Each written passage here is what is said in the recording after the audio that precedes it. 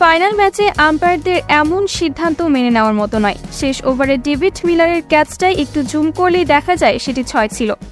সূর্যকুমারের পা বাউন্ডারি লাইনে স্পর্শ করেছিল, তবে আম্পায়াররা সেটিকে আউট ঘোষণা করতেই সঠিক অ্যাঙ্গেলের ভিডিও ফুটেজ দেখায়নি।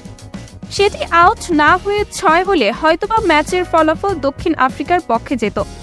এবার ভারতের বিপক্ষে এই কেমন অভিযোগ আনল সাবেক ক্রিকেটার এবিডি ভিলিয়ার্স। প্রথমবার ফাইনালে উঠে বিশ্বকাপটা প্রায় নিজেদের করে ফেলেছিল দক্ষিণ আফ্রিকা। শেষে 30 বল থেকে 32 রান করতে না পেরে হলো না স্বপ্ন পূরণ। তবে ম্যাচের আশা টিকে ছিল শেষ ওভার পর্যন্ত।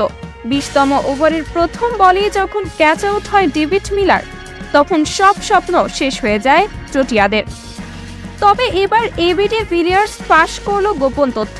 তিনি বলেন, আম্পায়াররা ম্যাচটি ভারতকে জিতিয়ে দিয়েছে।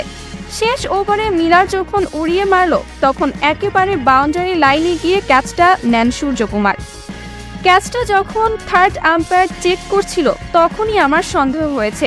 তারা এমন অ্যাঙ্গেল থেকে দেখাচ্ছিল যাতে স্পষ্ট বোঝা যাচ্ছিল না সূর্যকুমারের পা বাউন্ডারি লাইনে স্পর্শ করেছে কিনা।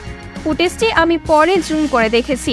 এটি স্পষ্ট নট আউট এবং 6 হওয়ার কথা ছিল, কারণ ফিল্ডারের পা বাউন্ডারি লাইনে স্পর্শ করেছে। তবে আম্পায়াররা সেটি আউট দিল। এটা আউট না হয়ে 6 হলে ফলাফল ভিন্ন কিছু হতে পারত। একটি ভুল সিদ্ধান্ত আমাদের বিশ্বকাপ থেকে বঞ্চিত করল। ভারতের সাথে ম্যাচ হলে এরকম কিছু হবে আগেই অনুমান করে রেখেছিলাম। আম্পায়ার সবসময় ভারতের পক্ষে কথা বলে। প্রিয় দর্শক, এটি আউট ছিল নাকি 6? আপনাদের কি মনে হয় সেটা অবশ্যই কমেন্ট করে জানাতে ভুলবেন না।